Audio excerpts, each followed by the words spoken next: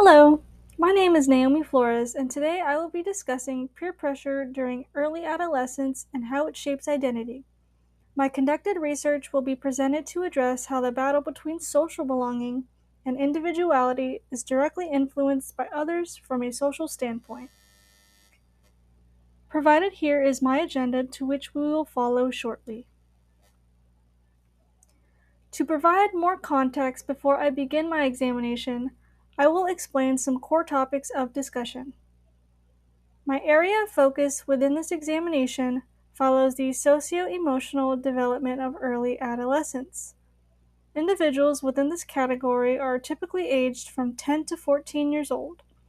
During this period, peer pressure can have a heavy influence on adolescents. Peer pressure can be defined as the conformity of one to meet the standards of others. Major developments that directly have an effect on identity include puberty, access to media, independence, cognitive shifts, and peer influence. To expand on each development, puberty acts as a drastic change in appearance and can directly alter the body image that youth create for themselves. As this period is around the age where youth transition from primary school to secondary school, individuals are normally provided with technology in order to stay in touch with others and parents. This opens up a channel into all forms of media and leaves them more prone to comparison.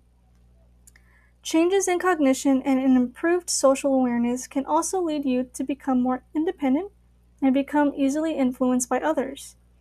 The specific potential effects that these developments may have on identity include changes in academia, both negative and positive, new experimentations with themselves or with others, confusion regarding their values and beliefs, isolating themselves from friends and family, and mood swings in their relations with others.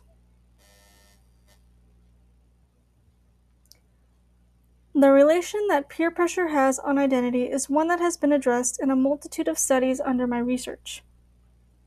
Social status proved to be an indicator of value in identity.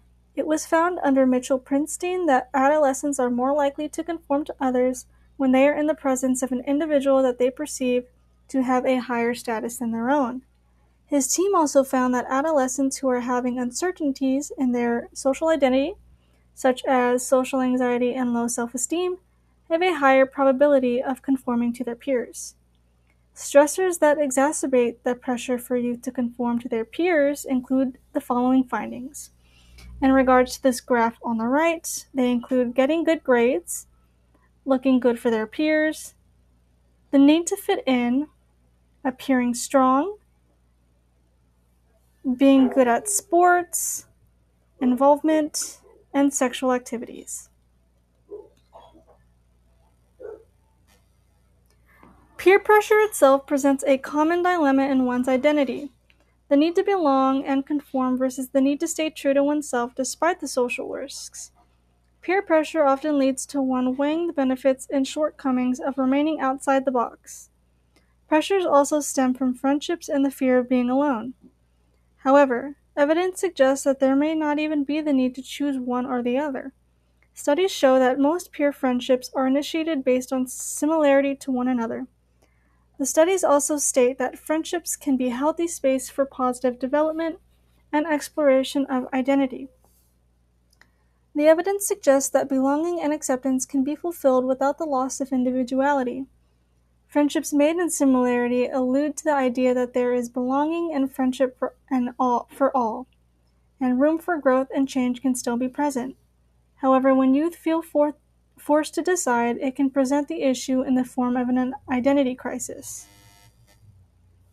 Finding the balance between conformity and individuality can take a lot of work.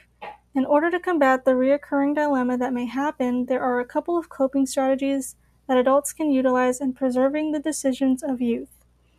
These can come in the form of counselors and instructors that can present a positive example for adolescents to follow, that being encouraging positive relationships between adults and youth.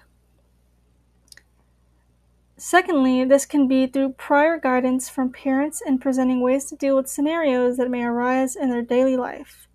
That would be equipping youth with the right skills.